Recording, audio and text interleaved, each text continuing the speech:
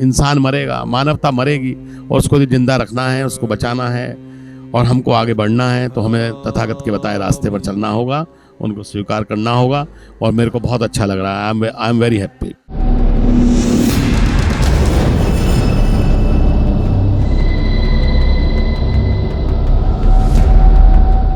मैं श्राम मेर प्रवज्जा साधना शिविर में आया हुआ हूँ और यहाँ आकर एक पुनर्जीवन जैसे किसी को मिलता है उस तरह का मैं एहसास कर रहा हूँ। मुझे बहुत अच्छा लग रहा है। ये जो हमारे पूर्वजों का जो साधना शिविर है, प्रवज्जा शिविर है, ये जो श्राम मेर है, इसमें जो है हमने चीवर ग्रहण किया हुआ है और चीवर ग्रहण करके हम लोगों को तथागत भगवान बुद्ध की दी हुई जो शिक्षाएं हैं, जो उन्होंने हमें प्रतिज्ञाएं दिलाई हैं, उनसे यदि लोग इनकी प्रतिज्ञाओं पर यदि चलते हैं और अपने आप को साधते हैं तो इस देश में ना तो पुलिस की ज़रूरत पड़ेगी, ना जेल की ज़रूरत पड़ेगी, नहीं, क्राइम अपने आप ख़त्म हो जाएगा। आज जिस देश में भी तथागत भगवान बुद्ध को जिन्होंने अपनाया है, आज दुनिया के 56 देश हैं जिनमें बौद्ध धर्म को स्वीकार किया हुआ है, बौद्ध धर्म जिनमें है, उन देशों में ना तो आज ना जेलों की ज़रूरत पड़ रही है, ना पुलिस की ज़रूरत पड़ रही है, ना हम अपराध हो रहे हैं। जब अपराध ही नहीं है तो बाकी चीज़ें कोई ज़रूरत ही नहीं है। और एक हमारा देश है जहाँ तथागत भगवान बुद्ध पैदा हुए, उन्होंने सबसे पहले शिक्षा यहाँ दी, सबसे पहले प्रचार प्रसार यहाँ किया, लोगों को ज्ञान दिया। और हमारे यहाँ पर हमारे देश में सबसे ज़्यादा jail day by day jail खुलती जा रही हैं, थाने सबसे ज़्यादा खुलते जा रहे हैं, तमाम हत्या बलात्कार हमारे यहाँ होते जा रहे हैं। आज जो पूरे देश में हमारे ख़ास तौर से मैं भारत की बात कर रहा हूँ, आज भारत जो है ये विघटित हो गया है। यहाँ की जो हालात है बहुत ख़राब हो गए। कारण ये है कि यहाँ पर जो है ये विघटनकारी जो लोग हैं, जो षड्यंत्रकारी व्यवस्था के जो पोषक हैं, वो जो इस देश को जो है अच्छे से नहीं चला रहे हैं बल्कि पाखंडवाद में लिप्त हैं, जिसके कारण इस देश में इस तरह की सब कुछ बेरोजगारी है, अशिक्षा है, तमाम जो है कोई सुरक्षित नहीं है, बहन बेटियां हैं, बहुत हालत ख़राब है। और आज पूरे हमारे ही देश को नहीं, पूरे दुनिया को आज जो है तथागत भगवान बुद्ध की ज़रूरत है। जब बुद्ध होगा तभी युद्ध रुकेगा, क्योंकि हर देश जो है युद्ध की तैयारी में लगा है। सभी ने मिसाइल बना रखी है, किसी ने कुछ बना रखा है, किसी ने कुछ बना रखा है। जो बना है वो आज तक चला है और जब चलेगा तो मानव का क्या होगा?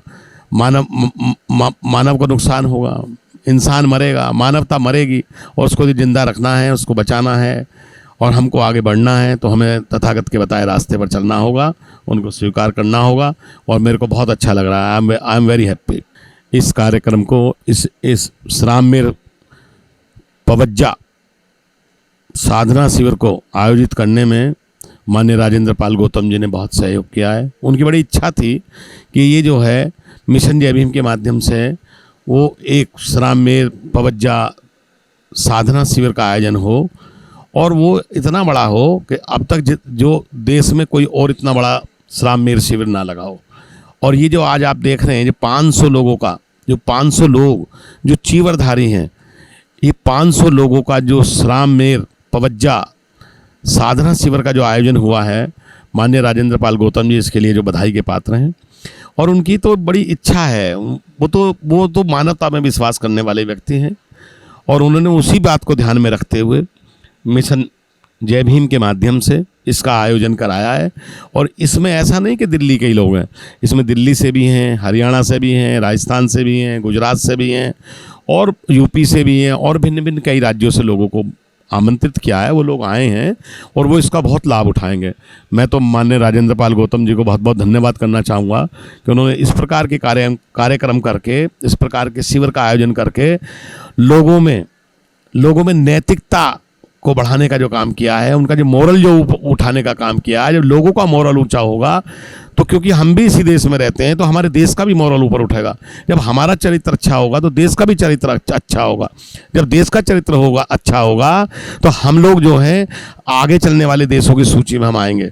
इसके लिए मैं राजेंद्र पाल गौतम जी को पुनः हार्दिक अभिनंदन करता हूँ और बहुत बहुत उनका धन्यवाद कि उन्होंने इस प्रकार के शिविर का आयोजन कराकर तमाम उत्तर भारत में रहने वाले लोगों को इससे लाभान्वित किया है। और देश में पहला इतना बड़ा शिविर 500 श्राम मेर जिन्होंने जो है चीवर धारण किया है, यह अपने आप में बहुत छोटी बात नहीं है, बहुत बड़ी बात है। ये एक क्रांति है, ये एक परिवर्तन आने वाला है इस देश में। ये 21वीं सदी है, ये डॉक्टर अम्बेडकर की सदी है। और वो तो खुद भी चीवर ग्रहण करने वाले हैं। उन्होंने कहा, वो तो खुद ही पहले दिन से चीवर ग्रहण कर रहे थे, लेकिन बीच में एक कार्यक्रम सरकारी आ गया जिसकी वजह से उनको रुकना पड़ा 2 दिन के लिए। और मुझे उम्मीद है कि वो 25 तारीख से या जब भी उन्हें समय मिलेगा वो इसमें आते तो रहते ही हैं वो डेली, लेकिन वो जो है चीवर धारण करेंगे और इसको और मजबूती से आगे बढ़ाएंगे। बहुत बहुत उनका बहुत बहुत साधुवाद, बहुत बहुत धन्यवाद।